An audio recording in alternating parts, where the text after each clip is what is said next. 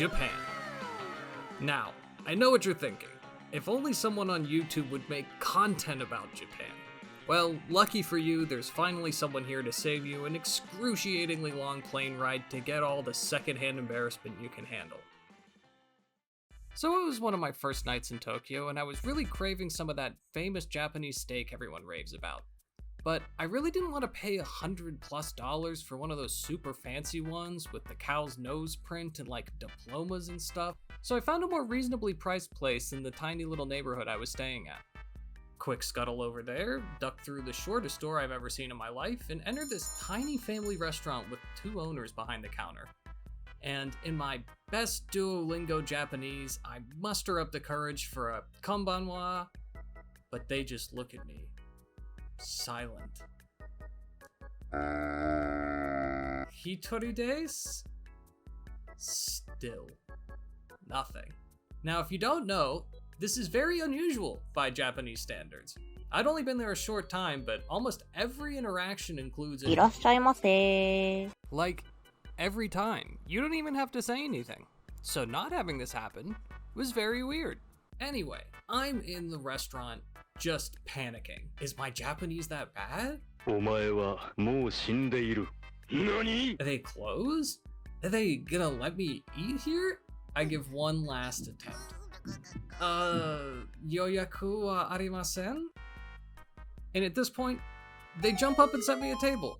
I think they kinda thought what was happening was a mistake. I don't know. I think they were maybe just stun-locked a 6'2" foreigner walked into the restaurant at like 7:30 on a weeknight. And the meal was amazing. They had this little flat-top grill in the middle of the table, and it was one of the best meals I've ever had. Although, halfway through, the owner asked if I wanted a fork, completely unprompted. So I guess my chopstick skills were about as good as my language skills.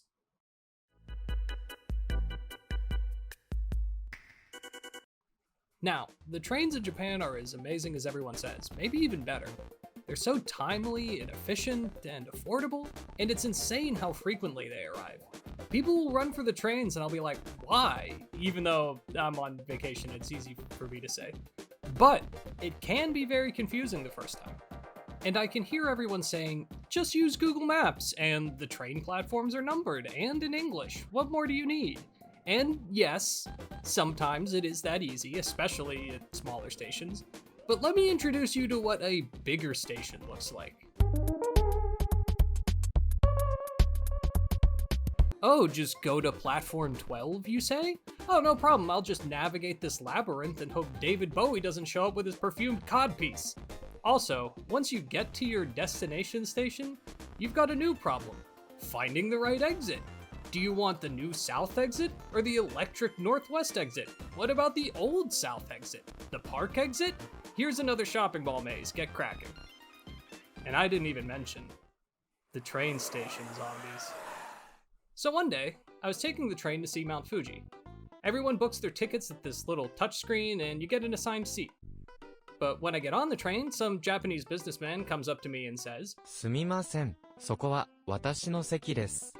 Now, as you probably know, my Japanese is... What impertinence is this? Show me the food! Not the best. Well, my dumbass got the wrong seat somehow, but I have just enough Japanese to understand what he said. So I go over to my actual seat and I see 2 little old Japanese ladies in my spot. Luckily, because I'm dumb, I just got a free language lesson on how to say, "Excuse me, that's my seat," in Japanese. So I show them my ticket and I say, "Sumimasen, soko wa watashi no seki desu." And they just stare at me, silent. It was happening again. Watashi no seki wa koko desu. My language skills were on life support. Still, they stare at me. Now, at this point, I'm gonna be honest, I'm getting a little frustrated. I just witnessed how to say this. There's no way my pronunciation is so bad they can't understand what's happening. The context alone should be enough. Eventually, I resorted to saying my seat in English, which weirdly worked. But I was still annoyed from the whole situation. Like, my Japanese is bad, but that wasn't even my Japanese. And then I hear it. The old ladies behind me. They weren't Japanese. After all of that, it was actually my fault for being accidentally racist. Of course other Asian people would travel to see Mount Fuji. Why wouldn't I think that? Probably the most embarrassing moment when I was in Japan was when I went to this little restaurant on the bottom of a shopping center. That's where the really bomb restaurants are in Japan. I don't know why. And as most of the really good restaurants don't have English menus, you get used to using Google Translate on your phone a lot. You take a picture of it and it translates the menu. So I'm going through the menu and I'm trying to be a little more adventurous, picking some things I've never heard of, some sushi I wanted to try, and under the sides I see potato croquettes. And I was like, I love potato croquettes. And I figure it's probably good to have something familiar with all this new food. But then the waiter comes back, he drops the food off of my table, and lo and behold, French fries. Bruh. Regular, plain-ass American French fries with a side of ketchup. I've never been so mortified in my entire life. The people at that restaurant must have thought Americans need French fries like oxygen or something. I have no idea what possessed them to put that on the menu. Just to trap me? Just to laugh at me? Something else about Japan that gets hotly contested is how big of weebs they are. I've heard some takes before like, if you're a loser into weeb stuff in America, you're going to be a loser there too. Not everyone likes anime stuff, you basement-dwelling weeb.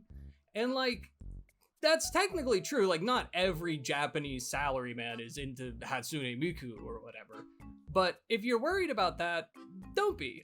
Name-dropping some Japanese music or films or anime is a surefire way to find some common ground with new people. For example, I was staying at a small ryokan in Kyoto. The innkeeper, a middle-aged man in his 50s or 60s, saw that I was wearing a Berserk shirt, and he lost his mind.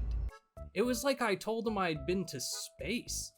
You know Berserk?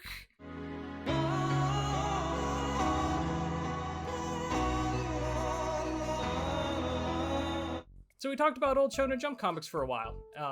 Actually, so long I kind of had to find an excuse to head back to my room. But it was such a great conversation, and I really enjoyed it. So don't be afraid to be a weeb in Japan. It's not like they made all that stuff for you.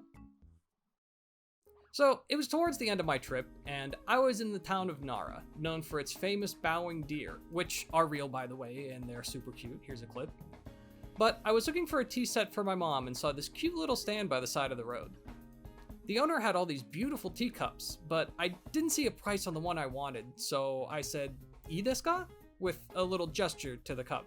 And she says, どうぞどうぞ日本語上手 Now, people often see this as a backhanded compliment, only given to foreigners who have basic Japanese. 日本語上手 And after all, I only really said hello and may I? But then she hit me with a, どこで日本語を勉強しましたか Now, I'm trying not to panic, as someone has clearly asked me a question that is not would you like a bag or how will you be paying? But I remember benkyo is study, so I figure she's asking me where I learned Japanese. So I reply, Duolingo to anime, hai otaku desu, hazukashi desu yo ne. And this always gets a laugh. はははいやいや Nailed it. But she asks another question. 贈り物ですか And again, I freeze. I was just asked another question. 何 Wait, okurimono is gift. She's asking me if it's a gift. そうです。誰のためのものですか And another question has hit the conversation. I completely missed this one. But, dare? Wait. Who? Who for? Who's the gift for? Watashi no okasan. あ、優しいですね Arigatou gozaimasu. The rest of the transaction went as usual, and I walked away from the stall in disbelief. I did it! I had an interaction where I didn't embarrass myself. It felt like I had passed a final exam or something. So I'm taking my Nihongo Jozu in earnest, thank you very much. Thanks for watching. Let me know if you had any funny or embarrassing stories about visiting Japan down in the comments. And if you're nervous about visiting Japan, don't be. These were some small hiccups in an otherwise amazing trip. You really don't need much Japanese, just a few phrases, so don't worry, Japanese people are very nice. My problem was I knew just enough Japanese for people to assume I knew way more than I did. You'll be fine. As well, I have some other videos planned, so if this was your thing, subscribe for more. See ya!